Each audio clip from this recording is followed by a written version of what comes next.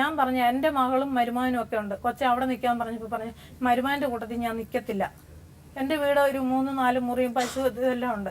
നിൽക്കാൻ പറഞ്ഞപ്പോൾ അവിടെ നിൽക്കത്തില്ല. അന്നേരം പറഞ്ഞു എനിക്ക് അതുപോലെ തന്നെ എന്നോട് സ്ഥലം വെച്ചിട്ട് ആദ്യം അമ്മയ്ക്കാണ് ഇവരൊറ്റ സ്ഥലം കൊടുത്തിരുന്നത്.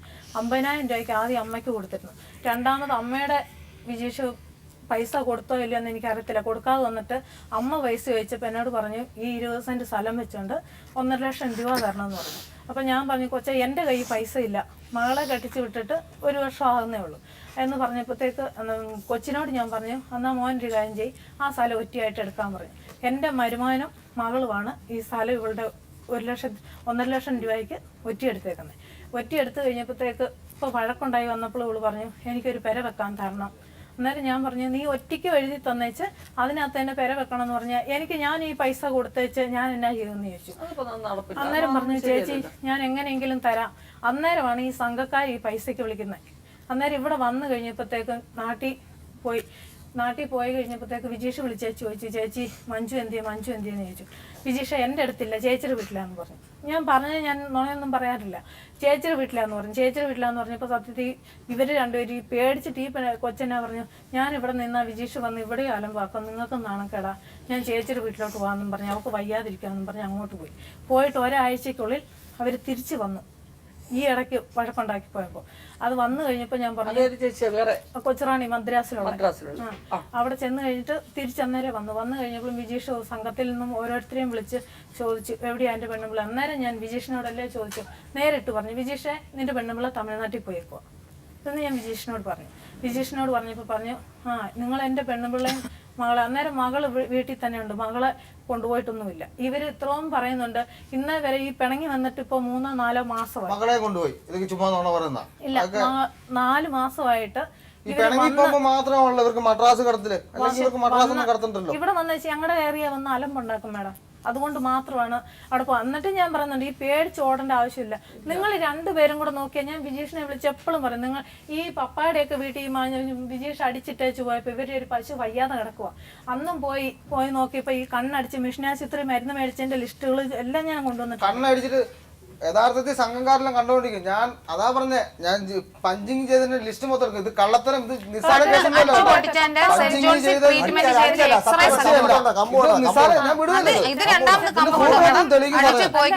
അതിന് മുമ്പ് ഈ കണ്ണും പോയി എനിക്ക് ഈ കണ്ണ് വയ്യാത്തതുകൊണ്ടാണ് ഇപ്പം ഈ കണ്ണിന്റെ ഇതിന്റെ ബാധിച്ചിരിക്കുന്നത്. ആദ്യം ഒന്ന് കണ്ണ് പൊട്ടിച്ചു, അതിന്റെ ട്രീറ്റ്മെന്റ് എക്സ്റേ തൊട്ട് സെന്റ് ജോൺസിൽ കിടപ്പുണ്ട്. പിന്നെ രണ്ടാമത് ഇടിച്ചത് ഞാൻ ആശുപത്രിയിൽ ഒന്ന് പോയി ഇഞ്ചക്ഷൻ എടുത്തു. പിന്നെ ഇവിടെ കടിച്ചു വെച്ച് ഇത്ര ഉണ്ടായിരുന്നു 3 ഇഞ്ചക്ഷൻ എടുത്തു. ഇവിടെ ഇങ്ങനെ ഇരിക്കുവായിരുന്നു. എന്നിട്ട് ഡോക്ടർ പരാതി കൊടുക്കാൻ പറഞ്ഞു എന്റെ അടുത്ത്. ഞാൻ എഴുതി തരാന്ന് പറഞ്ഞു. എനിക്ക് നുണ പറയേണ്ട ആവശ്യമില്ല. അല്ലെങ്കിൽ ഡാഡിയോ മമ്മിയോ പറയട്ടെ, ഞാൻ നുണ പറയേണ്ട ആവശ്യമില്ല. എന്നാന്ന് വെച്ചാൽ ഇവര് പപ്പായും മമ്മിയും വരുന്നത് എങ്ങനെയാന്ന് ചോദിച്ചാൽ ഇവര് മധ്യസ്ഥയ്ക്കൊന്നും വരത്തില്ല. ഇങ്ങനെ എവിടെയെങ്കിലും ഒക്കെ കേസ് കൊടുത്തു കഴിയുമ്പം ഇവര് വരും. അല്ലാതെ ഇവര് മകന്റെ പ്രശ്നം എന്താന്നോ ഇങ്ങനെ നന്നാക്കി എടുക്കണമെന്ന് അന്നേരം മമ്മി പറയും പിന്നെ ട്രീറ്റ്മെന്റ് ഒന്നും എന്റെ ചെറുക്കനെ എടുക്കണ്ട. ഇപ്പൊ നോക്കിയാൽ ഇവര് വഴക്കുണ്ടാക്കും. 10-30 ദിവസം ഇങ്ങനെ പിണങ്ങി വരും, ഇങ്ങനെ പോകും. പിന്നെയും തിരിച്ച് വിജീഷ് വരും, മഞ്ജു പോകും. ഇത് തന്നെയാണ് ഇവരുടെ പരിപാടി. അതുകൊണ്ട് ഇവരുടെ വീട്ടിൽ എന്നെ വഴക്കുണ്ടായാലും ഞാൻ പോകത്തില്ല. ആ സമയം എൻ്റെ കൊച്ച് അന്നേരം ഓടിച്ചെല്ലും മഞ്ജുമ്മയിട്ട് അടിക്കുക എന്ന് പറയുമ്പോഴത്തേക്ക് പോകും. അവിടെ ചെന്നപ്പോൾ ഈ മമ്മിയുണ്ട് പപ്പായുണ്ട്. പപ്പ സൊസൈറ്റി പോയേക്കുമായിരുന്നു. മമ്മിയുണ്ട്. ഞങ്ങൾ ഒരു ഞായറാഴ്ചയാണ് പോകുന്നത്. അന്നേരം ചെന്നപ്പോൾ മഞ്ജു കിടക്കുക. ഞാൻ ചോദിച്ചു മമ്മി ഇതെന്നാ കാണിച്ച മമ്മി എന്ന് പറഞ്ഞു. എൻ്റെ കൊച്ചെ ഞാൻ എന്നാ പറയാനേ, ഇവർ രണ്ടും ഏത് സമയം വഴക്കാം. ഇപ്പോൾ വഴക്കുണ്ടാക്കി അടിച്ചിട്ടേച്ച് വിജീഷ് പോയതാ. ഇവളുടെ കണ്ണും വയ്യാതെ ഇതേ കുത്തിയിരിക്കുക, ഒരു പുക പോലും അടിക്കത്തില്ലെന്ന് പറഞ്ഞു. ഞങ്ങൾ ചെന്ന് ഇവരുടെ വീട്ടിൽ നോക്കിയപ്പോൾ ഒരു വകയില്ല, കഴിക്കാനൊന്നുമില്ല. ഞങ്ങൾ പള്ളിയിൽ പോയിട്ട് അന്നേരം കയറിപ്പോയതാണ്. ചെന്ന് കഴിഞ്ഞപ്പോഴത്തേക്ക് ഈ പപ്പ സൊസൈറ്റിയിൽ നിന്നൊക്കെ വന്നു. എന്നിട്ട് പപ്പായ വന്നപ്പോഴും പപ്പായോടും പറഞ്ഞു ഇതെന്നാ പപ്പാന്ന് ചോദിച്ചപ്പോൾ പറഞ്ഞു ഇവർ രണ്ടും സഹകരിച്ച് ജീവിക്കുകയല്ല, നിങ്ങൾ നിങ്ങളുടെ അനിയത്തിയെ കൊണ്ടുപോയിക്കോളാൻ പറഞ്ഞു മാഡം. മമ്മിയും പറഞ്ഞു പപ്പായും പറഞ്ഞു. ഞാൻ എന്നാ പറയാനാ, അവര് പറഞ്ഞു ഞങ്ങൾക്ക് 4 പശുവിന്റെ കാര്യം പറഞ്ഞു. എനിക്ക് 4 പശുവുണ്ട്. ആ പശുവിനായിരുന്നു നോക്കിയാൽ ഞങ്ങൾ കഞ്ഞൂടി കണക്കുള്ളൂ. ഇവര് ഈ ഉടക്കുണ്ടാക്കുന്നുണ്ട്. നമുക്ക് എപ്പോഴും പോയി കാവലിരിക്കാൻ പറ്റും. ഇവര് പശുവിനെ കൊടുത്ത് ഞാനും കൊടുത്തൊരു പശുവിനെ അവരെന്നെ വേറെ കൃത്യം കാണിച്ചു. ഇത് നിങ്ങളുടെ അല്ലേ, ഇതെന്റെ അല്ലേ. അവരുടെ കാലം തീറ്റ കൊടുക്കും. എന്റെ ഞാൻ കൊടുത്തു വിട്ട പശുവിന് തീറ്റ കൊടുക്കുന്നത് അവർ ചുമ്മാ പറഞ്ഞു എന്റെ നിങ്ങളുടെ വേണ്ട അവരുടെ വേണ്ട കൊണ്ടുപോകാൻ പറഞ്ഞു. അതങ്ങനെ മത്സരമായി പോയി. ഒരു പശുവിനെ ഇവര് തന്നു. അത്രയും കാലം ആ കൂടെ അവിടെ കിടപ്പുണ്ടായിരുന്നു. ഞങ്ങൾക്ക് വരുമാനവും മാർഗവും ഇല്ലായിരുന്നു. അപ്പം ഞാൻ വീട്ടിൽ ചെന്ന് പുള്ളിക്കാരന് മരുന്ന് മേടിച്ച് ചേച്ചി 10 ലിറ്റർ കറക്കുന്ന പശുവിനെ തന്നപ്പം ഇവര് ഇപ്പൊ ഇതാ വീഴുമെന്നും പറഞ്ഞു ഒരു പശുവിനെ കൂടെ കൂട്ടി ഇവിടെ കൊണ്ടാക്കി കെട്ടി. എനിക്ക് കിട്ടുന്ന ഈ വരുമാനത്തിനകത്തുനിന്ന് ഈ പശുവിനുള്ള പില്ലറ്റും മേടിക്കണം, പുല്ല് ഞാൻ അവിടെ ചെയ്തിട്ട് പുല്ല് ചെത്തിക്കൊണ്ട് വരണം. ഞാൻ ശരണ കേട്ടു. ലാസ്റ്റ് എനിക്ക് അവിടുത്തെ പണിയും പോയി. കാരണം എനിക്ക് പണിയാൻ പറ്റുന്നില്ല. ഇവിടുത്തെ പണിയും കഴിഞ്ഞ് അവിടുത്തെ കൂടെ ആയപ്പോഴത്തേക്കും രാവിലെ കറന്ന് ഞാൻ സൊസൈറ്റിയിൽ എടുത്തുകൊണ്ട് പോകണം 6:15. പപ്പ സൊസൈറ്റി പോകുന്നുണ്ടെന്ന് പറയുന്നുണ്ട്, പക്ഷേ ഞങ്ങളുടെ പാല് കൊണ്ടുപോകില്ല. ഞാൻ കറന്ന് സൊസൈറ്റിയുടെ അവിടെ കൊണ്ടുപോയി വെച്ചിട്ട് വരുമ്പോൾ പാത്രം എടുത്തുകൊണ്ട് വരും. ഞാൻ രാവിലെ 6 മണിക്ക് അന്നേരം ഞാൻ എത്ര മണിക്ക് ഏക്കണമെന്ന് മാത്രം ഒന്ന് കൂട്ടിക്കൊണ്ടാൽ മതി. ഈ ഏറ്റ് വീട്ടിലെ പണിയും ചെയ്ത് പശുവിനെ കറന്ന് സൊസൈറ്റി കൊണ്ടുപോയി വെച്ചിട്ട് ഞാൻ റിട്ടേൺ അവിടുന്ന് പണിയും കഴിഞ്ഞ് പുല്ലും ചെത്തി വരുമ്പോൾ എൻ്റെ ഇടപാട് തീരും. പിന്നെ വൈകുന്നേരം വരുമ്പോഴത്തേക്കിന് ഈ ആട്ടോ, ഞാൻ പിന്നെ എങ്ങനെ പശുവിനെ നോക്കും? അത് കുറ്റമല്ല, മനസ്സ് മടുത്ത് അതൊന്നും ഞാൻ മടുത്തു. എന്നെ കൊണ്ട് മുന്നോട്ട് ജീവിക്കാൻ നിർവാഹമില്ല. മാനസികമായിട്ടും സന്തോഷവും ഇല്ല, ശാരീരികമായിട്ടും സന്തോഷവും ഇല്ല എന്നൊരവസ്ഥ വരുമ്പോഴാണ്. പക്ഷെ ഇതിന്റെയൊക്കെ അടിസ്ഥാന കാരണം ജൈനമ്മ നമ്മൾ ഇനി സംസാരിക്കേണ്ടതെന്ന് പറയുന്നത് അവരൊരുമിച്ച് ജീവിക്കാൻ, യോജിച്ച് ജീവിക്കാൻ, ആ കുഞ്ഞിന്റെ ഭാവി, എല്ലാ കുഞ്ഞുങ്ങളും കുടുംബമായിട്ട് താമസിക്കുന്ന കുഞ്ഞുങ്ങളുടെ വീട്ടിൽ എങ്ങനെ ജീവിക്കും, അതിനുള്ള വഴി എന്നും ഒന്നും നിങ്ങൾക്ക് ഇങ്ങനെ ഓടി വന്ന് സഹായിച്ചുകൊണ്ടിരിക്കാൻ പറ്റും. കുടുംബമില്ലേ? ഈ പറഞ്ഞ പോലെ നിങ്ങൾ 1.5 ലക്ഷം രൂപ അപ്പൊ കടം കൊടുത്തു, ആ വസ്തു ഒറ്റയ്ക്കെടുത്തു, ആ പൈസ കിട്ടാൻ നിങ്ങൾക്ക് ഒരു ഉറപ്പ് വേണ്ടേ? എനിക്ക് ഉറപ്പ് വേണം. അതുപോലെ മാഡം ഞങ്ങൾ പറയുന്നുണ്ടല്ലേ, ഇനി വിജേഷിന്റെ കൂട്ടത്തിൽ പോയാൽ തീർച്ചയായിട്ടും ഞങ്ങൾ 6 പെൺപിള്ളേരാണ്, ഞങ്ങൾക്കൊരു കൂടപ്പുറപ്പില്ലാതെ തന്നെ പോകും. ഇല്ല ജൈനമ്മ, ഒരു കാര്യം ആലോചിക്കണം. നിങ്ങള് ഈ ഇളയ അനിയത്തി എന്നും പറഞ്ഞ് നമ്മളൊരു കാര്യങ്ങളില് കൊച്ചുകുട്ടിയാണെങ്കിൽ പോലും ഒരുപാട് പേര് അതിനെ ശ്രദ്ധിക്കുകയും അതിന്റെ കാര്യങ്ങളിൽ ഇടപെടുകയും ചെയ്യുമ്പോൾ കുറച്ച് വാശിയും കാര്യങ്ങളും കൂടും. ഞാൻ പറയുന്ന ക്ഷമയോടെ കേൾക്കണം. നിങ്ങളുമൊക്കെ ഒരു കുടുംബത്തിൽ ഭർത്താവിനോടും കുഞ്ഞുങ്ങളോടും താമസിക്കുന്നവരാണ്. അപ്പോൾ 13 വർഷം എന്ത് അടിപിടിയായാലും കാര്യങ്ങളായാലും അയാൾ ഒരു പെര വെച്ച് തനിച്ച് അയാളുടെ കുടുംബ വീട്ടിൽ നിന്ന് മാറി അയാളുടേതായിട്ടുള്ള രീതിയിൽ ഒരു വീടും വെച്ച് ആണ് താമസിക്കുന്നത്. അയാൾ ജോലിക്ക് പോകുന്നത് ചിലപ്പം 2 ദിവസം ജോലിക്ക് പോയില്ലെന്നവരും അങ്ങനെയൊക്കെ ഒരുപാട് കാര്യങ്ങൾ ഒരു കുടുംബത്തിലുണ്ടാവും. അപ്പോൾ അങ്ങനെ ചെയ്തുകൊണ്ടിരിക്കുമ്പോൾ അതിൻ്റെ ഇടയ്ക്ക് അയാളുടേതായിട്ടുള്ള ഏറ്റവും വലിയൊരു കുറവെന്ന് പറയുന്നത് നിങ്ങളും പറയുന്നുണ്ട്, നാട്ടുകാരും പറയുന്നുണ്ട്, അയാളും സമ്മതിക്കുന്നു, അവരുടെ ആൾക്കാരും. ഇപ്പം ഷാജിക്കും അറിയാം, അദ്ദേഹം പീതാംബര സാർ, നിങ്ങൾക്കും അറിയാം. എല്ലാം ഈ ഒരു കുഴപ്പമാണ് ഇയാൾക്ക് ഉണ്ടെന്ന്. ഈ കുട്ടിയെയും ആ കൊച്ചിനോടും ഭയങ്കര സ്നേഹം ഉണ്ടായേക്ക്. അയാൾക്ക് ഒരുപാട് സ്നേഹമുണ്ട്, അവർ കൂടെ ഒന്ന് താമസിക്കണമെന്ന് ആഗ്രഹിക്കുന്നുണ്ട്. വേറൊരു പെണ്ണിനെ തേടി പോകണമെന്ന് അയാൾ ഇന്ന് വരെ പറഞ്ഞിട്ടില്ല. അതിന്റെ ആവശ്യമില്ല, എനിക്ക് ഉണ്ടായിട്ടുമില്ല. അപ്പോൾ അയാളിപ്പം ദൂര സ്ഥലങ്ങളിലും അവിടെ എവിടെയൊക്കെ പോകുന്നവരാണ്. ഇങ്ങനെ ട്രാവൽ ചെയ്യുന്ന പലർക്കും പലതരത്തിലുള്ള ഏർപ്പാടുകൾ കാണും. അതിനൊന്നും പോകുന്ന ഒരാളല്ല അയാൾ കുടുംബസ്നേഹിയാണ്. പക്ഷെ ഇത് ചീത്ത കൂട്ടുകെട്ടിൽ നിന്നും ഇങ്ങനെ ഒരു സംഗതി ഇയാൾക്കുണ്ടായി. അത് ചികിത്സിച്ച് സ്നേഹമായിട്ട് ഭേദമാക്കി അവരെ ഒരു കുടുംബമാക്കാനുള്ള ശ്രമം ലിസിക്കും ജൈനമ്മയ്ക്കും ചെയ്യാൻ പറ്റുമോ? ഞാൻ ഒരു കാര്യം പറഞ്ഞോട്ടെ മാഡം, ഇവര് കല്യാണം കഴിച്ച് 10 ദിവസം കഴിഞ്ഞപ്പോ തൊട്ട് ഇവന്റെ പുറകെ ഞാൻ നടക്കുന്ന. ഇവര് രണ്ടുപേരും പിരിഞ്ഞു പോകണമെന്ന് ഒരു കാരണവശാലും രണ്ടാമത് കെട്ടിച്ചാൽ അതിന്റെ സുഖവന്നതാന്നും ഈ കൊച്ചിന് അവന്റെ തന്തയില്ലയിലുള്ള ഭവിഷ്യത്തിൻ്റെതാന്നും ഈ വിജേഷിന്റെ അടുത്തുനിന്ന് കിട്ടുന്ന സംരക്ഷണം മറ്റേ വീട്ടിൽ നിന്ന് കുഞ്ഞിന് കിട്ടത്തില്ലെന്നും എനിക്കറിയാം. ഇവന്റെ കാല് പിടിച്ച് ഞാൻ പറഞ്ഞിട്ടുണ്ട്, മന നീ കൂടി നിർത്ത്, ഈ കൂടി നിന്റെ ജീവിതം മുടിപ്പിച്ച് കളയും, രാത്രിയും പകലും ഓടി ഞാൻ മടുത്തു, നീ നിർത്ത് 100 പ്രാവശ്യം പറഞ്ഞിട്ടുണ്ട്. ഈ ചെറുക്കൻ കേൾക്കത്തില്ല. ആ ചികിത്സക്ക് പോകത്തില്ല. ചികിത്സയ്ക്ക് ഒരു പ്രാവശ്യം പോയി ആ കൗൺസിലിംഗും കഴിഞ്ഞിട്ടുണ്ടെങ്കിൽ നിങ്ങൾ ഒന്നും രണ്ടും ജീവിതകാലം മൊത്തം ഓടുക മാഡം. മടുത്തെന്ന് പറഞ്ഞാൽ മടുത്തതാ. നാണക്കേടില്ല ഇത് മനുഷ്യന്. നാണക്കേടാ, കുഞ്ഞിനേക്കാൾ നാണക്കേടാണ്. ഇവൻ ഒന്നും വിചാരിക്കണ്ട, ഇവനൊരു പെങ്കൊച്ചാ. അത് പഠിച്ചിട്ട് പോകുമ്പോ ഇവന്റെ തന്ത അതിലെ കള്ളു കുടിച്ചിട്ട് നടക്കെന്ന് പറയുമ്പോ ആ കുഞ്ഞിനത് നാണക്കേടില്ലേ? തീർച്ചയായിട്ടും. ആ സ്കൂളിൽ, അത് പ്രത്യേകിച്ച് ഇംഗ്ലീഷ് മീഡിയം സ്കൂൾ എന്ന് പറയുമ്പോൾ അവിടെ 100 പ്രാവശ്യം പറഞ്ഞു, കുഞ്ഞിനെ നീ വല്ല ധ്യാനത്തിന് പോകും, നീ കുറച്ച് സഹിക്ക്, ക്ഷമിക്ക്, കുറച്ച് കഴിയുമ്പോഴത്തേന് ഇത് ശാലം തണുക്കും, നമുക്ക് എന്നെ തേലും അമ്പനും വില്ലിനും അടുക്കുകയില്ല. 10 പ്രാവശ്യം ഉണ്ടെ 10 പ്രാവശ്യം സ്റ്റേഷനിലും കേസ് കൊടുത്തിട്ടുണ്ട്, വനിതാ കമ്മീഷനിലും കൊടുത്തിട്ടുണ്ട്. കൊടുക്കാത്ത സ്ഥലം ഒന്നുമില്ല, എല്ലാ സ്ഥലത്തും കൊടുത്തിട്ടുണ്ട്. എല്ലാ സ്ഥലത്തും ഇങ്ങനെ എഴുതി വെക്കും, ഇനി ഞങ്ങൾ തമ്മിൽ പ്രശ്നമൊന്നുമില്ലെന്ന് പറയും. 10 ദിവസം കഴിയുമ്പോഴത്തേനും ഇത് തന്നെയാണ് പരിപാടി. മാതാപിതാക്കൾ പ്രായമായി കഴിഞ്ഞാൽ മക്കളുടെ സംരക്ഷണയിൽ കഴിയണം, പക്ഷെ ആ മാതാപിതാക്കൾക്ക് സമാധാനം കൊടുക്കണം. കൊടുക്കത്തില്ല, അതാ കാര്യം. അവരൊന്നും കൊടുക്കണ്ട, അവരെ സമാധാനമായിട്ട് ജീവിക്കാം. അത് വിജേഷ് തന്നെ പറയുക, ഞങ്ങളെ കൊണ്ട് ഇന്നേ ഒരു ഗുണം എന്റെ അപ്പനും അമ്മയ്ക്കും ഉണ്ടായിട്ടില്ല, അത് ഉണ്ടാകാനും പോകുന്നില്ല. അതുള്ള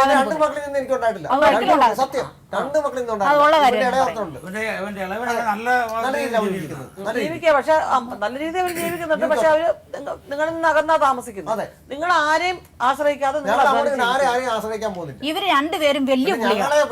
ഈ രണ്ടുപേരും അതെ, ഒരാളെ മാത്രം പറയാൻ, രണ്ടുപേരും അതെ, രണ്ടുപേരും വിട്ടുവീഴ്ചയില്ല. ഇവൻ അതിലും വലിയ പുള്ളി, അവൾ അതിലും വലിയ പുള്ളിയാ. പിന്നെ ഒരു കാര്യം, അടിയെന്ന് പറഞ്ഞു കഴിഞ്ഞാൽ അങ്ങനെയൊന്നും ഒരു പെണ്ണുങ്ങളായിട്ട് ഇന്നേ കാലത്ത് അങ്ങനെ ചെയ്യരുത്. ചെയ്യുന്ന ഡിഗ്രി വരെ ഈ പെണ്ണ് ഞങ്ങൾ പഠിപ്പിച്ചു. അത് കഴിയും പഠിപ്പിക്കാന്ന് പറഞ്ഞ് കെട്ടിച്ചുകൊണ്ട് പോയി. ഈ പെണ്ണിന് പല സ്ഥലത്ത് ജോലി കിട്ടി, ഒരു സ്ഥലത്തും വിടത്തില്ല. ലാസ്റ്റ് അത് കുശിനിപ്പണിക്ക് പോയി. കുശിനിപ്പണിക്ക് അതിനോ മനസമാധാനം കൊടുത്തിട്ടില്ല. എന്നതായത് ഒരു വിദ്യാഭ്യാസമുള്ള ഒരു മനുഷ്യനെ കൊണ്ട് അല്ല, ഒരു വിദ്യാഭ്യാസമുള്ള ഒരു എന്റെ ജീവിതത്തിൽ ഞാൻ പറയാം, ഒരു വിദ്യാഭ്യാസമുള്ള ഒരു കൊച്ചിനെ കൊണ്ട് ഒരു വിവരമില്ലാത്തതിന് കൊടുത്താലുള്ള കാര്യമില്ല. അതെങ്ങനെയാലും ജീവിച്ചു പൊക്കോണ്ടേ. ഇത് വിജേഷ്, അതിന് അത്യാവശ്യം ആ വിദ്യാഭ്യാസം നിങ്ങളും കൂടുതൽ പഠിപ്പിച്ചില്ലെങ്കിലും കുഴപ്പമില്ല. അതിന്റെ വിദ്യാഭ്യാസത്തിനനുസരിച്ച് ജോലിക്ക് അത് പോയാലും നിങ്ങൾക്ക് അഭിമാനമല്ലേ ഉള്ളൂ. പക്ഷെ എന്റെ മമ്മിക്ക് ഇഷ്ടമാ ഈ പെണ്ണെ എവിടെയും ജോലിക്ക് പോകുന്നു. എന്റെ മമ്മിക്ക് ഇഷ്ടമാ. മമ്മിക്ക് ഇഷ്ടമില്ലെന്ന് ഞാൻ പറയും. എന്താ കുഴപ്പം അതിനകത്ത്? പിന്നെ എന്താ ജോലി അത്? അവിടെ സ്കൂൾ ബസ്സാ പോവാന്ന് പറഞ്ഞാൽ ആദ്യം പോയി. അവിടെ ചെന്നപ്പോ സ്കൂൾ ബസ് പപ്പയുടെ മകൻ സപ്പോർട്ട് ചെയ്യരുത്. ഇത് ഇവിടെയാണെങ്കിലും ഞാൻ പറയുക, പപ്പ മകൻ സപ്പോർട്ട് ചെയ്ത് അവന് ജീവിതം നന്നാക്കാൻ നോക്കുമല്ല, ഞങ്ങളുടെ ജീവിതം ഒരുമിച്ച് കൊണ്ടുപോകും. ഇത്രയും കാലം ഞാൻ ഒരു വാക്കും ഞാൻ മിണ്ടിയിട്ടില്ല, ഒരു കാര്യം മിണ്ടിയിട്ടില്ല. ഞാൻ മെഡിക്കൽ സ്റ്റോറിൽ നിന്ന് സെന്റ് ജോൺസ് ഹോസ്പിറ്റലിൽ ഫാർമസിയില് ബില്ലിംഗ് സെക്ഷനിലായിരുന്നു കല്യാണത്തിന് മുമ്പ്. അത് കഴിഞ്ഞ് കല്യാണം കഴിഞ്ഞ് കഴിഞ്ഞപ്പോഴത്തേക്കിന് വീട്ടിൽ പറ്റുന്ന ജോലി അംഗൻവാടിയിലൊക്കെ പിള്ളേരെ പഠിപ്പിക്കുക, ചെറുതായിട്ടൊക്കെ ട്യൂഷന് പോലെ പഠിപ്പിച്ചു. പിന്നെ അങ്ങനെയൊക്കെ ചെയ്തു. പിന്നെ അത് മാരേജ് കഴിഞ്ഞ് കഴിഞ്ഞപ്പോൾ നിർത്തിയതാ ഞാൻ. ട്രൈബൽ സ്കൂളിൽ എനിക്ക് ചെറുതായിട്ട് ഒരു പണി കിട്ടി. അത് 3 മാസമേ ചെയ്തുള്ളൂ. 3 മാസം ചെയ്തു. അത് കഴിഞ്ഞ് പിന്നെ മെഡിക്കലിൽ കിട്ടി. അതൊരു 2 മാസം കഷ്ടി ചെയ്തു. ഇത് ഓരോന്നും വിടുന്നതിന്റെ കാര്യം എന്താ? കുടിച്ചിട്ട് പിറ്റേ ദിവസം പോകാൻ പറ്റത്തില്ല മാഡം. ഈ അലമ്പും വഴക്കുമായിട്ട് പിറ്റേ ദിവസം ആയിട്ട് എനിക്ക് ജോലിക്ക് പോകാൻ പറ്റത്തില്ല കൃത്യസമയത്ത്. അപ്പൊ ഇപ്പോ നമ്മൾ സംസാരിച്ച് വരുമ്പോ കറങ്ങി തിരിഞ്ഞു വരുന്നത് ആ പോയിന്റിലാണ്. എന്ത് സംസാരിച്ച് വരുമ്പോഴും ഈ ഒരു സംഗതി മാഡം ഇതിന് ട്രീറ്റ്മെന്റ് എടുക്കാൻ വിജേഷ് തയ്യാറാകണം. പക്ഷെ അല്ല, ഇവനെ കൊണ്ട് ഒരു പറയാനില്ല. ഇവന് പെമ്പർന്നത്തെ മക്കളെ ഇഷ്ടവുക, മകളെ ഇഷ്ടവുക. കേക്ക് മഞ്ജു മിണ്ടായിരിക്കും. അവര് പറയുന്ന കേക്ക്. അവര് കുടുംബമായിട്ട് താമസിക്കുന്ന ആൾക്കാരാണ് നിങ്ങളെ കുറിച്ച് പറയുന്നത്. ഭാര്യയോട് സ്നേഹമുണ്ട്, കുട്ടിയോട് സ്നേഹമുണ്ട്, ഒരു കുഴപ്പമില്ല. ഈ ഒരൊറ്റ കുഴപ്പമാണ് നിങ്ങൾക്കുള്ളത്. അത് മര്യാദക്ക് നിന്ന് ചികിത്സിച്ച് ഭേദമാക്കാൻ നിങ്ങൾ തയ്യാറാണോ? ഞാൻ തയ്യാറാണ്. ചെയ്യാത്തൊന്നും പറയണ്ട. ഇനി ചെയ്തൊന്നും പറയണ്ട. ചെയ്ത കാര്യങ്ങളൊക്കെ ഇവിടെ എല്ലാവർക്കും ബോധ്യമായതാ.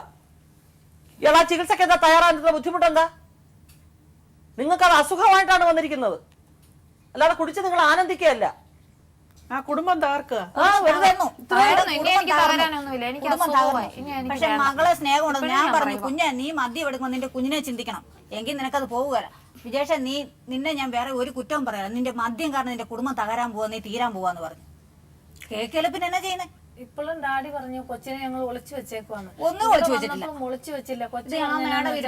പപ്പായുടെ കൂടെ പോവാ, എനിക്ക് മമ്മിയുടെ കൂടത്തിൽ നിൽക്കണം, പപ്പായുടെ കൂടത്തിൽ പോകത്തില്ലെന്ന് പറഞ്ഞുകൊണ്ട് ഞങ്ങൾ ആരും കൊച്ചിനെ ഒളിച്ചു വെച്ചില്ല. 10-11 വയസ്സുള്ള കൊച്ചിനെ ഒളിച്ചു വെക്കേണ്ട യാതൊരു ആവശ്യമില്ല. അല്ല മേഡം, ഈ തന്തയും തള്ളയും അവിടെ ഇരിക്കുക. ആ കൊച്ചു അവിടെ ഞാൻ പറഞ്ഞു മോനെ അവിടെ പോയി ഇരിക്കാൻ പറഞ്ഞപ്പം ആ കൊച്ചു പറയുക, അതെ ആ മേഡം വരട്ടെ, മേഡം വന്നിട്ടേ ഞാൻ പോകത്തുള്ളൂ, എനിക്ക് പേടിയാണ്. എന്തുകൊണ്ടാ കുഞ്ഞ് അങ്ങനെ പറഞ്ഞത്?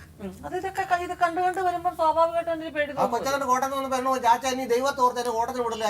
എന്റെ പപ്പ ഇതൊക്കെ ഞാൻ പിന്നെ ഈ കുഞ്ഞിന് എന്നതേലും അവന്റെ തന്തയ്ക്കും തള്ളയ്ക്കും കുഞ്ഞിന് എന്തെങ്കിലും സംഭവിച്ചാൽ ഞാൻ പിന്നെ വിജേഷിനെ കുടുംബത്തെ മൊത്തത്തിൽ ഞാനുള്ള കാര്യം പറഞ്ഞേ. ആ കുഞ്ഞിന് എന്തെങ്കിലും സംഭവിച്ചാൽ ഇവനും തന്തയ്ക്കും തള്ളയ്ക്കും വേദനിക്കുന്ന പോലെ ഈ ഇരിക്കുന്ന കൂടപ്പുറപ്പൊക്കെ നിങ്ങൾക്കോ വേദനിക്കുകയല്ല. പറയാൻ പറ്റില്ല. ഒരു കൊച്ചിനെ വളർത്തുന്ന ഇപ്പം കൊച്ചിന് ആവശ്യം വിദ്യാഭ്യാസമാ. അത് ഇവര് തള്ളയ്ക്കേ വേദനിക്കത്തുള്ളൂ. കുട്ടിയുടെ കാര്യം മെയിനായിട്ട് ആലോചിക്കുന്നത്. അതെ, കുട്ടിക്ക് വേണ്ടിയാണ്. കോടതി ചിന്തിക്കുന്നത് കുട്ടിയുടെ കാര്യം ആലോചിക്കണം. അതാണ് ആലോചിക്കുന്നത്. കാരണം കുട്ടി 5ാം ക്ലാസ്സിലാണ് പഠിക്കുന്നത്. 6 സ്കൂളും നിലവിൽ മാറിയിട്ടുണ്ട്. അതൊന്നും ഇവര് അവരുടെ സഹോദരനാന്ന് പറയുന്നല്ലോ. ഈ കല്യാണം കണ്ട് 13 വർഷമായി. ഇത്രയും കാലമായിട്ടും കല്യാണത്തിനും കണ്ടിട്ടില്ല, ഒരു കാര്യത്തിലും കണ്ടില്ല. ഇതാണ് എങ്ങനെയാ സഹോദരനായത്? എന്താ അറിയാമോ, ഇവരുടെ ഈ സ്വഭാവം അനുസരിച്ച് ഇടപെടുന്ന ആൾക്കാരെല്ലാം കുഴപ്പക്കാരാവും. ആ സമയത്ത് അനാവശ്യങ്ങളും കാര്യങ്ങളൊക്കെ വിളിച്ചു പറഞ്ഞാൽ എങ്ങനെ ഇടപെടാൻ പറ്റുന്നത്? ആർക്കും ഇടപെടാൻ ബുദ്ധിമുട്ടാവും. ഇപ്പോഴും സഹോദരിമാരായതുകൊണ്ട് കുഴപ്പമില്ല. എന്തിനാ എങ്ങനെ ഇടപെടാൻ പറ്റും? ഇപ്പൊ ഇവിടെ നമ്മൾ ആവശ്യപ്പെട്ടല്ലേ നിങ്ങളുടെ കുടുംബം നിങ്ങൾ രണ്ടുപേരും നാട്ടിക്കോ വിജേഷേ. എന്നെ ഇനി കിട്ടത്തില്ല. എന്നാ നിങ്ങൾ എവിടെ പോയാലും നിങ്ങളുടെ കൂട്ടത്തിൽ ഇനി എന്നെ താമസിക്കാൻ കിട്ടില്ല. അല്ല, കുട്ടിയെ മഞ്ജു പറയുന്ന കുട്ടിയെ കൊണ്ടുപോക്കോട്ടെ. അതിന്റെ വിദ്യാഭ്യാസമാണ് കാര്യം. അതിന് എന്തെങ്കിലും പ്രശ്നം ഉണ്ടായാൽ അവരതിനെതിരെ ആക്ഷൻ പിന്നെ എടുക്കും. വേണ്ട ഞങ്ങൾക്ക് 2 കൂട്ടക്കാർക്കും വേണ്ട 2 പേർക്കും അല്ല അമ്മ വന്ന് കാണും, ഇത് വേറെ കാര്യം. അതിന്റെ തള്ളയെ വിട്ട് മാറി അത് പോകാൻ സമ്മതം. അതിന് തൽക്കാലം ഇപ്പൊ ഈ മഞ്ജു താമസിക്കുന്ന സെറ്റപ്പിൽ ആ കുട്ടിയെ താമസിപ്പിക്കാൻ പറ്റില്ല. ഒരു കാര്യം നല്ലോണം മദ്യപിക്കുന്ന ഒരാളുടെ കൂടെയാണ് താമസിക്കുന്നത്. അങ്ങനെ ആ പരിസരത്തുള്ള ഒരു കാര്യം പറഞ്ഞോട്ടെ, ക്ഷമയോടെ കേൾക്കണം. ഓ തീർച്ചയായിട്ടും. ഇവള് പറഞ്ഞത് കള്ളത്തരമാണ്. കള്ളത്തരം ഇവള് പറഞ്ഞത്. കാര്യം എന്നാന്ന് ചോദിച്ചാൽ, ഒരു ചേട്ടത്തിലെ വീട്ടിൽ നിൽക്കുവാണ്, വിജേഷിന്റെ സ്വഭാവം അനുസരിച്ച് തെറ്റിദ്ധാരണ വിളിച്ച് പറയും ഉറപ്പാ. അതുകൊണ്ട് മകന്റെ കൂടത്തിൽ നിൽക്കുവാന്ന് പറഞ്ഞതാ. പക്ഷെ അത് മകന്റെ കൂടത്തിൽ ഒരിക്കലും നിൽക്കുന്നില്ല. കുഞ്ഞിനെ വിളിച്ച് ചോദിച്ചു. ഞാൻ കള്ളത്തരം പറയുവാണെങ്കിൽ ആ കൊച്ചിനെ ആരെയും വിളിച്ച് ആ കൊച്ചിനോട് ചോദിച്ചാൽ കൊച്ചു എവിടെയാ താമസിക്കുന്നത്, ആ കൊച്ചു ഇവള് എവിടെയാ താമസിക്കുന്നത്. അത്രമാത്രം സുരക്ഷിതമായിട്ട് അവള് ഈ കൊച്ചും താമസിക്കുന്നത്. ഈ വീട്ടിൽ അവൾ ഒരിക്കലും താമസിക്കുക. പിന്നെ വല്ലപ്പോഴും വരും. അന്ന് ഇവരെടുക്കാൻ വന്നപ്പോ ഓടി അത് ഇങ്ങോട്ട് വന്നതാ. ഇനി ചേട്ടന്റെ വീട്ടിൽ നിന്നാ എന്തെങ്കിലും പറയുമെന്ന്. ആ പയ്യൻ എന്ന് പറയുന്നത് അവളുടെ മകന്റെ സ്ഥാനമാണ്. എന്റെ മകനാ മാഡം. ലിസിയുടെ മകൻ എന്ന് പറയുന്നത് അവളുടെ മകന്റെ സ്ഥാനമാണ്. വ്യത്യാസമില്ല. എന്റെ മകനും ശരിയല്ല. ഇവന്റെ കൂട്ടാവനും അവന്റെ മദ്യം ഞാൻ തന്നെ എന്റെ മരുമകളോട് പറഞ്ഞു, നീ പോയി വീട്ടിൽ നിൽക്കാം കുറച്ച് ദിവസം. ഞാൻ പറഞ്ഞു വിട്ടതാ. ഇവനെ ഇപ്പൊ കൗൺസിലിംഗിൽ കൊണ്ടുപോയി ധ്യാനത്തിന് വിട്ടു. ഇപ്പൊ കള്ളുകൂടി കുറഞ്ഞ് മര്യാദയ്ക്ക് നടക്കുന്നുണ്ട്. ഇവൻ ചൊവ്വാവെന്ന് അറിയുമെങ്കിൽ എന്റെ മരുമകളെ കൊണ്ടുപോയി ഇവരെ പോലെ കയറ്റി നടക്കാൻ എനിക്ക് നേരമില്ല. എനിക്ക് എന്റെ കൊച്ചു എനിക്ക് വലുതാ. അത് 6 മാസം കഴിയുമ്പോൾ അവള് വരികയും ചെയ്യും. 6 മാസമായി പോയിട്ട് ഇവൻ പറഞ്ഞു 3 പിള്ളേരാണ്, 2 പിള്ളേരുണ്ട്. അല്ല ലിസി, നിങ്ങൾ സംസാരിക്കുന്ന നിങ്ങൾ രണ്ടുപേരും സംസാരിക്കുന്നത് വളരെ കാര്യമായിട്ടുള്ള കൊച്ച് ഇങ്ങനെ പോയിട്ടുണ്ട്. ഈ നിന്നാൽ എങ്ങനെ നിൽക്കുന്നു, ഈ സമൂഹത്ത് ഒറ്റയ്ക്ക് ജീവിക്കാൻ പറ്റിയാലെന്ന് വ്യക്തമായിട്ട് അറിയാവുന്ന വ്യക്തിയാണ് ഞാൻ. ലിസി ഒരു കാര്യം, ലിസി ആഗ്രഹിക്കുന്നുണ്ട് ലിസിയുടെ മോനും മരുമോളും മക്കൾ ഒന്നിച്ച് ജീവിക്കണം. അതുപോലെ ഇവരും ഒന്നിച്ച് ജീവിക്കണം എന്ന് ആഗ്രഹമുണ്ടോ? 100 പ്രാവശ്യം ഞാൻ കൊച്ചിനോട് പറഞ്ഞിട്ടുണ്ട്. ഈ 100 പ്രാവശ്യം ഞാൻ പറഞ്ഞിട്ടുണ്ട്. പക്ഷെ ഈ തന്തയും തള്ള ഇതുപോലെ ഒപ്പിക്കരുതായിരുന്നു. ഇവര് നോക്കുമായിരുന്നു ചുവന്നേരം അതുങ്ങളെ ജീവിക്കായിരുന്നു. തല്ലിട്ട് ഓടി ചെല്ലുമ്പോഴത്തേനും കൊച്ചിനെ കയറി പെരക്കാത്ത കഥ അടയ്ക്കുന്ന കഥ അടയ്ക്കുന്നൊക്കെ നിർത്ത്. നിങ്ങൾ 2 കൂട്ടരും കൂടെ വിചാരിച്ചാല ഇയാളുടെ മദ്യപാനം നിർത്തിയെടുക്കാൻ പറ്റുമോ? എന്നെ സംബന്ധിച്ച് മാഡം ഈ കൊച്ചിനെ തന്തയും തള്ളയില്ലാതെ വളർത്തുന്ന വാശിയല്ല മാഡം. എന്റെ ജീവിതം 13 മദ്യപാനം നിർത്തി അങ്ങനെ നേരെ ആയാലും പോകത്തില്ല എന്ന് പറയുന്നത് ഇല്ല മാഡം, ഞാൻ പോകത്തില്ല. അപ്പൊ അതിന്റെ വാശിയല്ല. ഞാൻ മടുത്തിട്ടാ, ഞാൻ വെറുത്തു, ജീവിതം മടുത്തു. 13 വർഷം മദ്യം അവന് ദോഷം, അല്ലാതെ ഞാൻ അവനെ കുറ്റം പറയത്തില്ല. മദ്യം അവന് ദോഷം. അത് അവര് പറയുന്നത് അവന് ജീവിക്കണമെന്ന് ആഗ്രഹമുള്ളവനാ. ആഗ്രഹമുണ്ട്. അതാണ് കറക്റ്റ് അഭിപ്രായം. നിങ്ങൾ പറഞ്ഞ തന്നെയാണ് അവന്റെ മദ്യ കുടുംബം നശിപ്പിക്കുന്ന. ഇവളെ വെച്ച് സൂക്ഷിക്കാൻ ഞങ്ങളെ കൊണ്ട് പറ്റത്തില്ല. ഇവിടെ ജീവിതം നശിപ്പിക്കാൻ പറ്റിയല്ല. കാരണം ആ കൊച്ചിന് തന്തയ്ക്ക് തന്ത തന്നെ വേണം. മറ്റുള്ളവര് തന്തയാകാൻ പറ്റത്തില്ല. നിങ്ങൾ പക്വതയോടുകൂടി നമുക്കൊരു തീരുമാനത്തിൽ എത്താമെന്ന് പറഞ്ഞ കാരണം എത്തണം വേണം. മേഡം എത്തിയേ പറ്റത്തുള്ളൂ. കാരണം ഇപ്പൊ മഞ്ജുവിന്റെ മനസ്സിൽ വിജേഷിനെ കുറിച്ചുള്ള ദേഷ്യം മാത്രമേ ഉള്ളൂ. അത്രേ ഉള്ളൂ. പക്ഷെ ഇവരെന്ന് വെച്ചാൽ ജീവനായവർക്ക് അത് ഞങ്ങൾക്കറിയാം. അതുകൊണ്ടാണല്ലോ വിളിക്കുമ്പോഴൊക്കെ പോയിക്കൊണ്ടിരിക്കുന്നത്. അയാൾക്കും ഇവിടെ തന്നെ വേണം. ഇവിടെ ജീവിക്കേണ്ട പ്രായത്തിൽ അല്ല മേഡം, ഇവിടെ ജീവിക്കേണ്ട പ്രായത്തിൽ ഞങ്ങൾ കൊണ്ടുവച്ചിരുന്ന എന്നാ ചെയ്യാനാ? ഒന്നും ചെയ്യാൻ പറ്റത്തില്ല. ഒന്നും ചെയ്യാൻ പറ്റത്തില്ല. ഇവിടെ ഒറ്റയ്ക്ക് നിന്നാ മനുഷ്യനെ കൊണ്ട് പേരുദോഷം പറയിക്കാന്നുള്ളതുകൊണ്ട് വേറെ ഒന്നും ഈ ലോകത്ത് നേടാനില്ല. അതാണ് അതിന്റെ ഇവൻ നന്നാവണം. ഇവൻ നന്നായേ പറ്റത്തുള്ളൂ. ഇവനെ നന്നാകാതെ ഇവൻ ഇങ്ങനെ കിടന്ന് തുള്ളി അത് ശരിയാകത്തില്ല. ഇവിടെ കൊണ്ട് ഞങ്ങൾ എവിടെ ചെന്നാലും കൂട്ടി യോജിപ്പിച്ച് വിടും. 10 ദിവസം കഴിയുമ്പോൾ ഇത് വെറുതെ കൂട്ടി ഇതിപ്പോ ഏത് ഡൈവോഴ്സിന് ചെന്നാലും 6 മാസം ഒരു സമയം തരും. എന്ന് ഇവിടെ 6 മാസത്തെ സമയമല്ല. നമ്മളൊരു അരമണിക്കൂർ ഒരു കൗൺസിലിംഗ് കഴിഞ്ഞിട്ട് ഇയാളെ എങ്ങനെ ചികിത്സിക്കണം, എത്ര ദിവസം അവിടെ കിടക്കണം, നമ്മൾ ഇതിനെ ഫോളോ അപ്പ് ചെയ്യും. എന്നിട്ട് അത് ശരിയാകുന്നില്ല എന്ന് കണ്ടു കഴിഞ്ഞാൽ നിങ്ങൾക്ക് അപ്പം തന്നെ വേണ്ട നടപടികൾ എന്താണെന്ന് വെച്ചാൽ കെൽസയിൽ നിങ്ങൾ അപ്രോച്ച് ചെയ്താൽ മതി. ഡൈവോഴ്സ് ആണെങ്കിൽ അങ്ങനെ, കുഞ്ഞിനെ കാണുന്ന കാര്യത്തിനാണെങ്കിൽ അങ്ങനെ, അതെല്ലാ തീരുമാനങ്ങളും നമുക്ക് അപ്പം എടുക്കാം. ശിഥിലമായ ഒരു കുടുംബ ജീവിതത്തിന്റെ കഥനകഥയുമായാണ് ഇടുക്കി പുളിയന്മല സ്വദേശി ബിജേഷ് എന്ന രവികുമാർ ജീവിതം സാക്ഷിയിലെത്തുന്നത്. കലഹവും കണ്ണീരും അതിരൂക്ഷമായ അഭിപ്രായ ഭിന്നതകളും കൊണ്ട് ഇഴയറ്റുപോയ ഒരു ദാമ്പത്യം. ഭാര്യയുടെ ധിക്കാരം നിറഞ്ഞ പെരുമാറ്റങ്ങളും തന്നിഷ്ടപ്രകാരമുള്ള ജീവിതവുമാണ് തന്റെ കുടുംബം തകർത്തതെന്നാണ് ബിജേഷിന്റെ പരാതി. എന്നാൽ ഭർത്താവിന്റെ മദ്യപാനവും മൃഗീയമായ പെരുമാറ്റങ്ങളെക്കുറിച്ചുമാണ് മഞ്ജുവിന്റെ ആവലാതി. ഇരുഭാഗങ്ങളിലായി നിന്ന് പോരുകോഴികളെ പോലെ ബിജേഷും മഞ്ജുവും വെല്ലുവിളിച്ചു. ഒടുവിൽ കെൽസയുടെ പാനലിലെ സൈക്കോളജിസ്റ്റ് സ്മിത സതീഷ് ഇരുവരെയും വിശദമായ കൗൺസിലിംഗിന് വിധേയമാക്കി.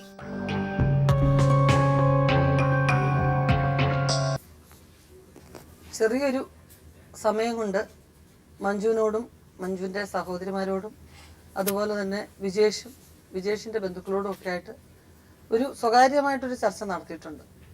അത് പാനലും ഇടപെട്ടു. ആ സംസാരത്തിൽ നിന്ന് കുറേ കൂടെ കാര്യങ്ങൾ ക്ലിയർ ആയിട്ടുണ്ട്.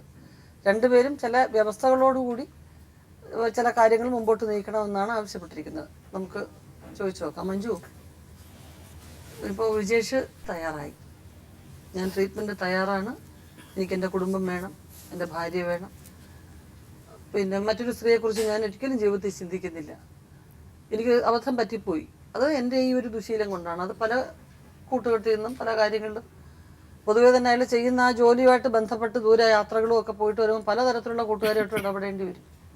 അപ്പം അങ്ങനെ പറ്റിപ്പോയതാണ്. അത് വീണ്ടും അത് വഴക്കും പ്രശ്നങ്ങളും ആകുമ്പോൾ അതിൻ്റെ മാനസിക പ്രശ്നത്തിൻ്റെ പേര് കുറെ കൂടെ അത് കൂടും. അപ്പം ആ അവസ്ഥയിൽ നിന്ന് ഇപ്പോൾ ഒരു 3-4 മാസം കൊണ്ട് ഞാൻ എന്നെ തന്നെ മാറ്റിയെടുക്കാൻ ശ്രമിച്ചുകൊണ്ടിരിക്കുകയാണ്. പിന്നെ അതുപോലെ തന്നെ മഞ്ജുവിൻ്റെ സഹോദരിമാരും കുടുംബങ്ങളും ഒക്കെ എപ്പോഴും എല്ലാ രീതിയിലും എന്നെ നല്ല രീതിയിൽ ഉപദേശിച്ചിട്ടേ ഉള്ളൂ, ഞാൻ നന്നാവണമെന്ന് പറഞ്ഞിട്ടേ ഉള്ളൂ, ഒന്നിച്ച് താമസിച്ച് മുമ്പോട്ട് പോകണമെന്ന് പറഞ്ഞിട്ടേ ഉള്ളൂ. സാമ്പത്തികമായിട്ടായാലും അല്ലാതെ ആൾക്കാരായിട്ടായാലും അവരുടെ ഭാഗത്തുനിന്ന് സഹായമേ ഉണ്ടായിട്ടുള്ളൂ. അതുപോലെ മഞ്ജുവിൻ്റെ പേരിൽ മറ്റൊരു തരത്തിലുള്ള സംശയങ്ങളോ കാര്യങ്ങളോ, എളുപ്പം മദ്യപിച്ച ദേഷ്യത്തിന് ഒന്നും ചിന്തയില്ലാത്ത പല കാര്യങ്ങളും വിളിച്ചു പറഞ്ഞിട്ടുണ്ടാവാം. പക്ഷേ ഇപ്പോൾ സ്വഭാവത്തോടുകൂടി സംസാരിക്കുമ്പോൾ ഞാൻ എൻ്റെ ഭാര്യയെക്കുറിച്ച് അങ്ങനെ ഒന്നും ചിന്തിച്ചിട്ടില്ല, ഒരു മോശമായിട്ടും ചിന്തിച്ചിട്ടില്ല. ഇപ്പം എന്നേക്കാൾ കൂടുതൽ വിദ്യാഭ്യാസമുണ്ട്, അതുകൊണ്ട് നല്ല ജോലിക്കൊന്നും പോകണ്ട എന്നൊന്നും ഞാൻ ചിന്തിച്ചിട്ടില്ല. അവൾക്ക് താല്പര്യമില്ലാതെയും കൂടെയാണ് പല ജോലിയിൽ നിന്നും വന്നിട്ടുള്ളത്. ഇനിയും ജോലിക്ക് പോകണമെങ്കിലും എനിക്ക് വിരോധമൊന്നുമില്ല. പിന്നെ കുഞ്ഞിനെ കുറേ ദൂരെ പഠിപ്പിക്കുന്നതിൽ ഞങ്ങൾക്ക് എല്ലാവർക്കും വിയോജിപ്പുണ്ട്. കാരണം വീട്ടിൽ നിന്ന് കുറേ അകലെ ഒരു പെൺകുഞ്ഞ് വളർന്ന് വരുന്നതെന്ന് പറയുന്നത് എപ്പോഴായാലും എത്ര സേഫായിട്ടുള്ള സ്ഥലമായാലും അതിലൊരു ടെൻഷനുണ്ട്. അപ്പോൾ ഇങ്ങനെ ഒരു തീരുമാനം വന്നു. ആ ചികിത്സ കൊണ്ട് തീർച്ചയായിട്ടും ഒരുപാട് മാറ്റങ്ങൾ ഉണ്ടാവും. പിന്നെ എല്ലാവരുടെയും സ്നേഹവും സഹകരണവും വീണ്ടും നമുക്ക് ജീവിതത്തിലേക്ക് തിരിച്ചു വന്നെന്ന് പറയുമ്പോൾ അതിൻ്റെതായ മാറ്റം ഉണ്ടാകും. അപ്പം അങ്ങനെ പറഞ്ഞിട്ടുണ്ട്. ഇനി മഞ്ജുവിൻ്റെ അഭിപ്രായം പറയണം. മഞ്ജുവിനിപ്പം പ്രധാനപ്പെട്ട ടെൻഷൻ എന്ന് പറഞ്ഞാൽ ഈ പല ലോണുകളും സാമ്പത്തികമായിട്ടുള്ള ടെൻഷനും ഒക്കെ ഉണ്ട്. അതും ഞങ്ങൾ സംസാരിച്ചു. ഇപ്പോൾ വിജേഷ് പറഞ്ഞത് തീർച്ചയായിട്ടും ഞങ്ങൾ ഒരുമിച്ചുള്ള ഒരു ജീവിതം നല്ല രീതിയിൽ മുമ്പോട്ട് പോകുമ്പോൾ തുല്യമായിട്ട് ഞങ്ങൾ അതിനുവേണ്ടി ശ്രമിക്കുകയുള്ളൂ. ഒപ്പം കുഞ്ഞിൻ്റെ കാര്യങ്ങളും നോക്കണം, രണ്ടുപേരും കൂടെ നിന്ന് വേണ്ടേ നോക്കാൻ. കുഞ്ഞിന് എന്തെല്ലാം ചിലവുകളുണ്ട്, അതിന് മറ്റുള്ളവരെയൊക്കെ നമുക്ക് കുറേ കാലം ബുദ്ധിമുട്ടിക്കാൻ പറ്റും. പിന്നെ ചെറിയ ചെറിയ അസുഖങ്ങളുടെ കാര്യവും പറഞ്ഞ് അതിന് മരുന്നും ചികിത്സയും ഒക്കെ മഞ്ജുവിനുണ്ട്. അപ്പോൾ അതിനും ചിലവുകളൊക്കെ വരും.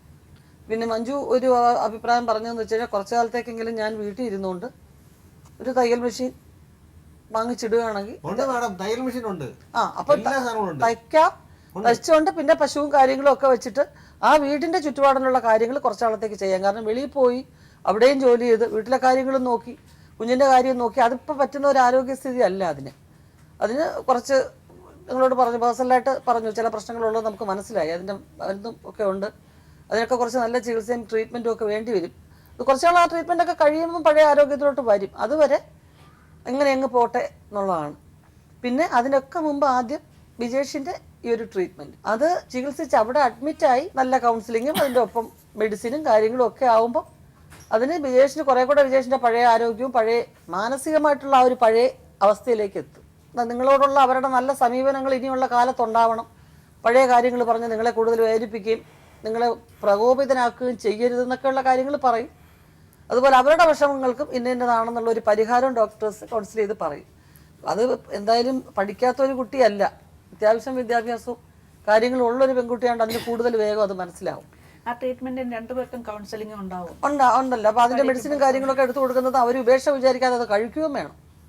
ട്രീറ്റ്മെന്റ് ആണെന്ന് പറഞ്ഞ് മരുന്നൊക്കെ വാങ്ങിച്ചുകൊണ്ടുവന്ന് വീട്ടിൽ കൊണ്ടുവന്ന് വെച്ചിട്ട് ഒരു ഭാഗത്ത് വെച്ചിട്ട് നടന്നുകൊണ്ട് കാര്യമില്ല. ഭാര്യ കൂടെ നിൽക്കാൻ അവർ പറയും.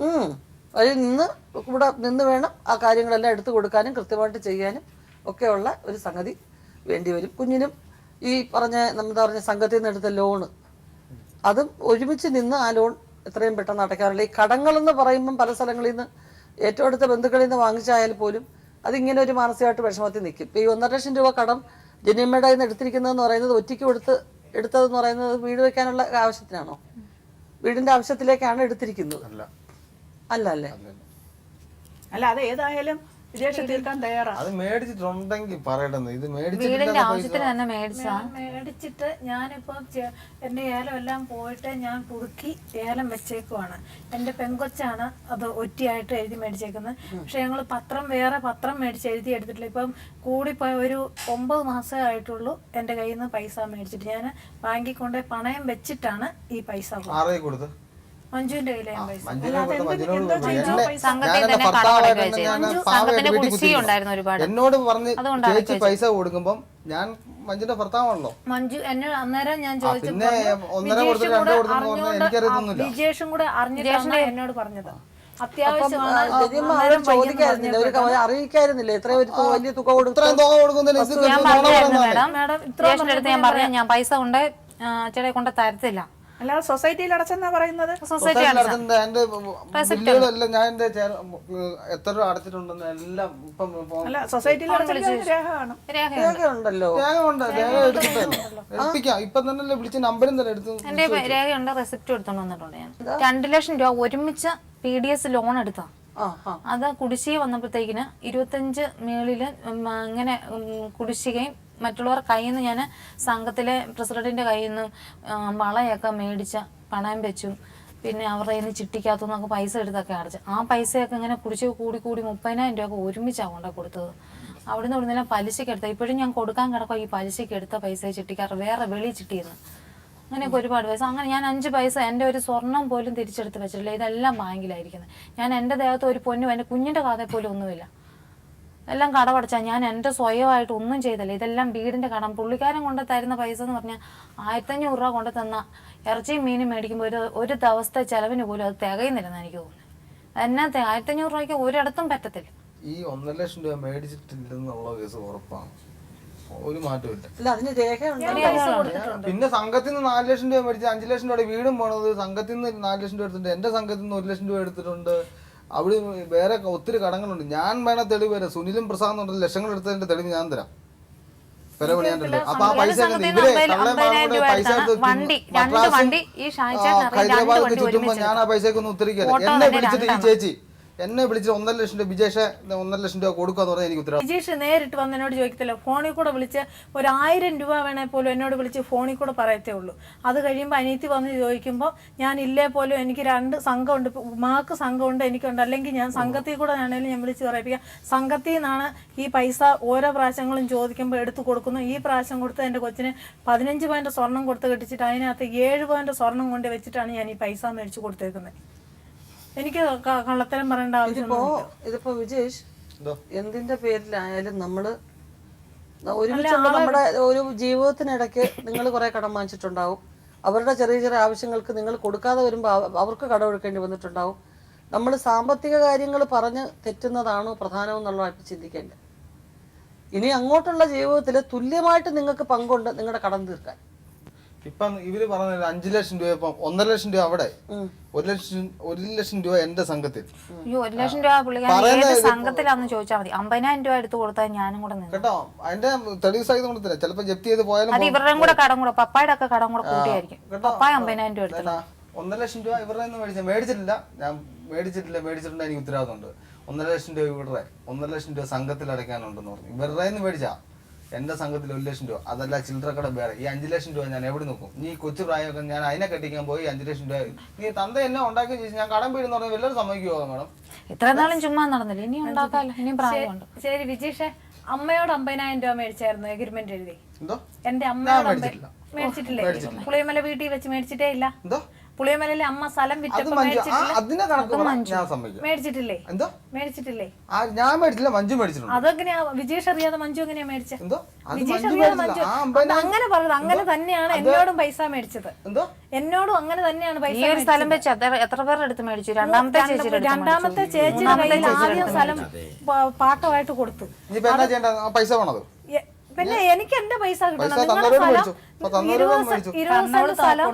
20 സെന്റ് സ്ഥലം നിങ്ങളുടെ പേര് വേണമെങ്കിൽ ഞാൻ എഴുതണം. എന്റെ പൈസ ഞാൻ കൂലിവേല എടുക്കുന്ന എല്ലാം ദൈവം കാണുന്നുണ്ട്. ദൈവം കണ്ടോളും.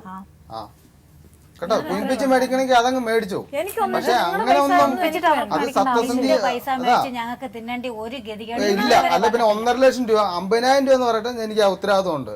പക്ഷെ 50,000 രൂപ സാർ എന്താണ് സാർ നിങ്ങളുടെ അഭിപ്രായം? എന്റെ അഭിപ്രായം എന്ത് തന്നെയായിരുന്നാലും ഒരു പെൺകുട്ടിയുണ്ട്. ആ നിലയ്ക്ക് വന്നരകളിൽ വന്നിട്ടുള്ള വീഴ്ചകൾ പരസ്പരം സഹകരിച്ചും സഹിച്ചും മുൻപോട്ട് സന്തോഷകരമായ ഒരു ജീവിതം നയിക്കുക ബാധ്യതകൾ രണ്ടുപേരും, രണ്ട് കുടുംബക്കാരും കൂടെ ഉത്തരവാദിത്വം ഏറ്റെടുത്ത് അതാണ് അതിന്റെ ശരിയായ അഭിപ്രായം. രണ്ട് കുടുംബക്കാരും കൂടെ ഏറ്റെടുത്തുകൊണ്ട് ഞങ്ങളൊന്നും വരത്തില്ല, ഞാനോ പപ്പായോ വരത്തില്ല, ഇവര് രണ്ടുപേരും വീട്ടിൽ